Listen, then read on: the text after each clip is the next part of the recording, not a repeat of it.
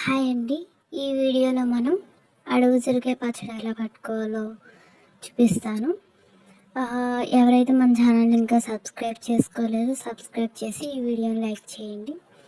అయితే మనం అడవి ఉసిరికాయలు తీసుకొని మనకు కావాల్సినన్ని ఇలా వాటికి ఒక 4 వైపులా చార్లు పెట్టుకుని ఎండలో ఒక 5 to 10 మినిట్స్ ఎండేసుకోవాలండి. దీన్ని గంటలు ఏమీ ఎండబెట్టే అవసరం లేదు. చూపిస్తున్న విధంగా మనం గీతలు పెట్టుకుని ఒక 5 to 10 మినిట్స్ అనేది బాగా ఎండలో ఉంచితే పైన తడి అన్నదంతా ఆరుతుంది అనమాట. అందుకోసమని పెడతాము. అయ్యాక మేము దీంట్లోకి ఆవాలు తీసుకుంటున్నామండి. సో ఆవాలు దంచుతున్నా, ఆవాల పిండి వేయడానికి. దీంట్లో మెంతులు కూడా వాడచ్చు, అంటే ఎవరి ఇష్టానికి బట్టి వాళ్ళు వేసుకోవచ్చండి. సో మనం తీసుకొచ్చాక ఈ అడవి ఉసిరికాయలు అనేవి బాగా మరుగుతున్న నూనెలో వేసి ఒక 3 to 5 మినిట్స్ అనేవి వేగనివ్వాలండి. వేగనిచ్చాక వాటిని ఒక పక్క పాత్రలోకి తీసేసుకొని, ఇందులో నేను రికార్డ్ చేయడం మర్చిపోయాను.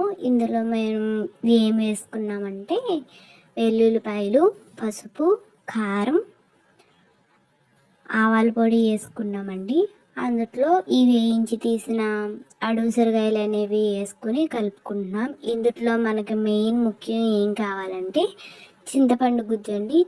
ఈ చింతపండు గుజ్జు అనేది ఎలా చేసుకోవాలంటే, మనం చింతపండు పులిహోరకి చింతపండు గుజ్జు చేసుకుంటాం కదా, అదే విధంగా సేమ్ దీనికి సరిపడినంత చింతపండు గుజ్జు అనేది మనం తీసుకోవాలండి.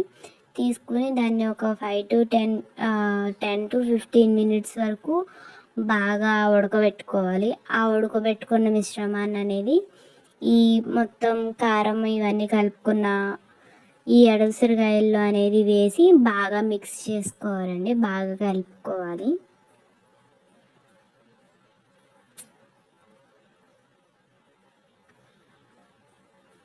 మనం అడవి ఉసిరికాయ వేయించినప్పుడు అయితేనే ఆ పచ్చడి అనేది కనీసం మనకు ఒక నెల 1.5 month అనేది నిల్వ ఉంటుందండి. మనం కాయ వేయించకపోతే అది మనం పట్టిన ఒక 3rd డేకే బూజు వచ్చేస్తుంది. మనం ఎలా చేసినా కానీ, ఫ్రిడ్జ్లో పెట్టినా కానీ బాగోదండి, పచ్చడి అనేది బాగోదు. సో ఇలా చూపిస్తున్న విధంగా కలుపుకున్నాక మనం దీంట్లోకి లాస్ట్లో నూనెలో వేయించిన వెల్లుల్లిపాయలు అనేవి యాడ్ చేసుకుంటే మంచిది, టేస్ట్ ఉంటుందండి అలా యాడ్ చేసుకోవడం వల్ల.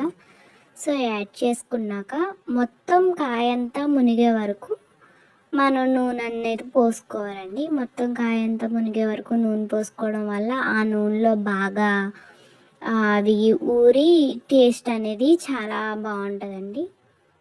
సో ఇంతే, ఈ విధంగా మనం చేసుకోవాలి. సో ఇంకెవరైనా సబ్స్క్రైబ్ చేయకపోతే సబ్స్క్రైబ్ చేసుకోండి.